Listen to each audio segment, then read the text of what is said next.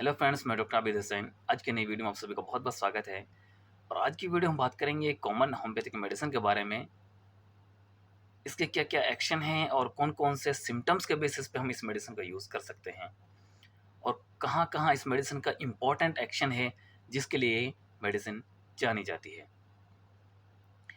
बात करते हैं, इस मेडिसिन का नाम है रोजमेरिनस ऑफिसिनालिस। इसको हम 30 में भी यूज़ कर सकते हैं, 200 में भी यूज़ कर सकते हैं और मदर टिंचर में भी यूज़ कर सकते हैं। अब बात करते हैं ये कौन-कौन से सिम्पटम्स को कवर करती है, वो कौन-कौन सी कंडीशन है जिनमें मेडिसिन बहुत अच्छा काम करती है। जो पहला जो इसका एक्शन है इस मेडिसिन का, वो है कि आयरन डेफिशिएंसी, कैल्शियम की कमी और विटामिन बी6 की कमी, इन कंडीशन में मेडिसिन बहुत अच्छा काम करती है।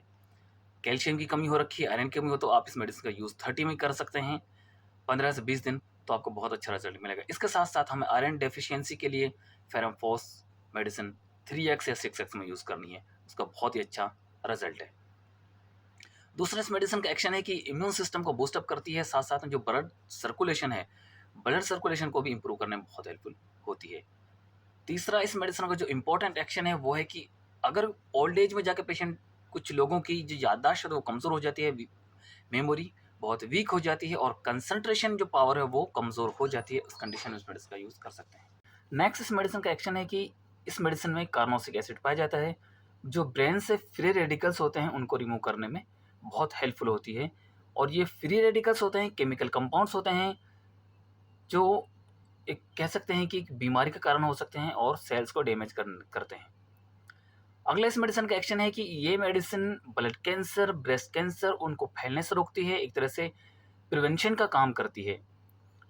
इस मेडिसिन का एक इम्पॉर्टेंट सिम्टम्स ये भी है कि ये medicine anti inflammatory, anti tumour agent से भरपूर है। एक तरह से कह सकते हैं कि कोई भी गांठ या फिर कोई भी कैंसर अगर हमारे शरीर में होता है तो उसको रोकती है, उसके स्प्रेड होने की जो गति है उसको बहुत धीमा कर देती है, जिसकी वजह से कोई ट्यूमर और कोई कैंसर हमारे शरीर में ग्रोथ नहीं कर पाता है।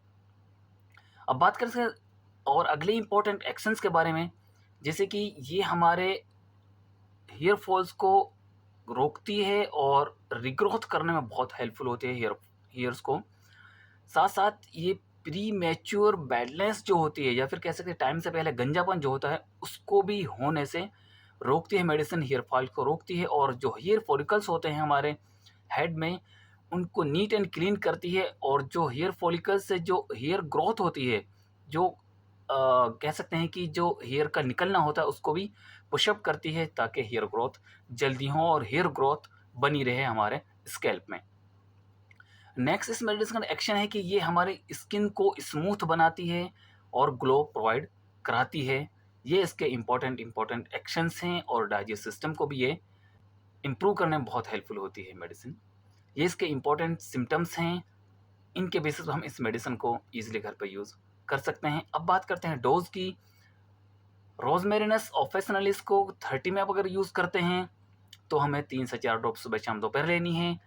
और अगर मदर टिंचर में यूज़ करते हैं, तो हमें इस मेडिसिन का 30 बूंद सुबह, दोपहर, शाम यूज़ कर सकते हैं।